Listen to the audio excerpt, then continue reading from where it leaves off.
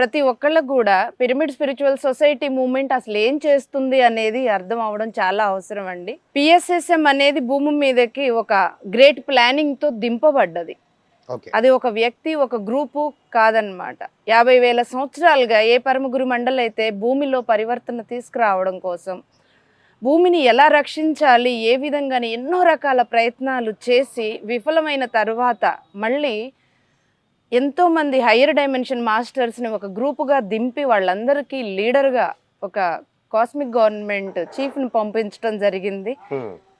వాళ్ళందరినీ కలిపితేనే ఈ pyramid masters, ఇది పిఎస్ఎస్ఎం. అసలు pyramid spiritual society movement main plan ఏంటంటే, ఈ భూమి మీద సమయానికి అనుసారంగా అన్ని ప్లాన్లు చేస్తూ సమయానికి అనుసరించి ఆ పోర్టల్స్ని ఓపెన్ చేయడం. అంటే దీనికి కొంచెం మనం డీటెయిల్గా వెళ్తే ఇంకా ఫ్రెండ్స్కి ఈజీగా అర్థం అవ్వడానికి, కొన్ని వేల సంవత్సరాల క్రితం ఇదే ధ్యానం గురించి, ఇదేమి కొత్తది కాదు, వేల సంవత్సరాలుగా తెలుసు. ఇదే ధ్యానం గురించి చెప్పినప్పుడు ఒకళ్ళకి ఇద్దరికి అర్థమయ్యేది. ఇప్పుడు 100 మందికి ఎందుకు అర్థమవుతుందంటే ఎనర్జీ షిఫ్ట్, ఎనర్జీ మారిపోయింది. ఓకే, ఎనర్జీ ఎలా మారింది భూమి మీద అంటే అదేమి ఆటోమేటిక్గా అవ్వట్లేదు.